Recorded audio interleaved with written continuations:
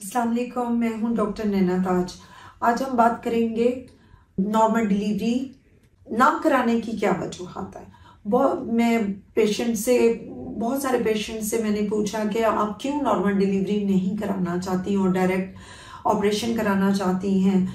तो उनके अंदर जो उनके खदशात थे और जो उनके जो माइंड में इश्यूज थे जिसकी वजह से वो नॉर्मल डिलीवरी चाहते हुए भी नहीं कराना चाहती, तो वो क्या प्रॉब्लम्स हैं वो ये हैं कि उनके माइंड में ये बैठ गया है कि अगर वो नॉर्मल डिलीवरी कराएंगी तो फिर वो अपने हस्बैंड के काबिल नहीं रहेंगी, यानी जस्ट लाइक हस्बैंड की फेवरेट नहीं रहेंगी।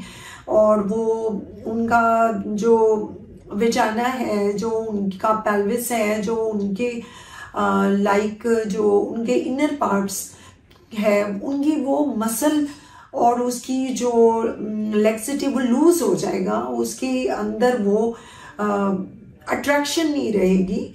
तो दैट्स वाई वो इस वजह से अपनी नॉर्मल डिलीवरी चाहते हुए भी नहीं करा सकती। और उनके because of husband demands, because of her wish, तो हम उनको बताना चाहते हैं उन फीमेल्स को कि नॉर्मल डिलीवरी से वो ना घबराएं, नॉर्मल डिलीवरी कराएं, वो ज़रूर कराएं। और उसके बाद बहुत सी ऐसी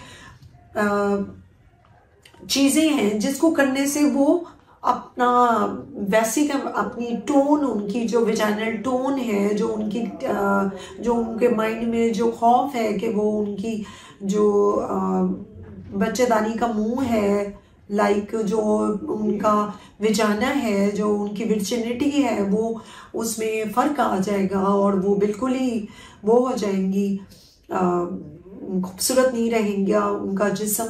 तो उनको आफ्टर डिलीवरी अगर वो अपने डॉक्टर से कंसल्ट करती हैं और डिलीवरी एक बहुत अच्छे डॉक्टर से कराती हैं जो कि उनको एपिज़ोटमी, जो उनकी विजाना को डिलीवरी के लिए एडजस्ट करता है और उसके बाद उसको वापस अपनी प्रॉपर जगह पे स्टिच कर देता है, उससे उनको काफ़ी रिलीफ मिलेगा।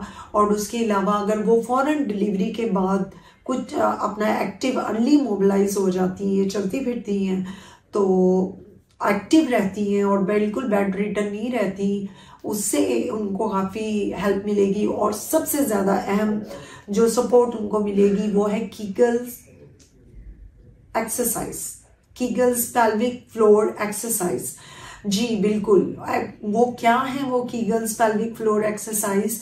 उसमें क्या होता है, इट्स सो इजी। आपको अपने जिस्म को डेली पोस्ट डिलीवरी, चाहे आप अगले दिन, बेशक नेक्स्ट डे, या अगर आप उसी दिन भी करना चाहें, इट्स अप टू यू।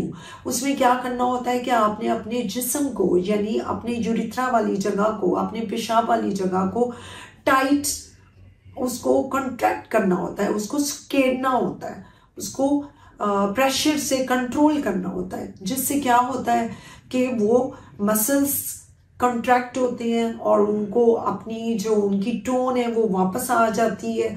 तो उन्होंने कैसे करना है, उन्होंने एटलीस्ट फॉर 10 सेकेंड्स के लिए अपने जिस्म को होल्ड करना है 10 टाइम्स फॉर 10 सेकेंड्स इन अ रो, एक ही दफा में।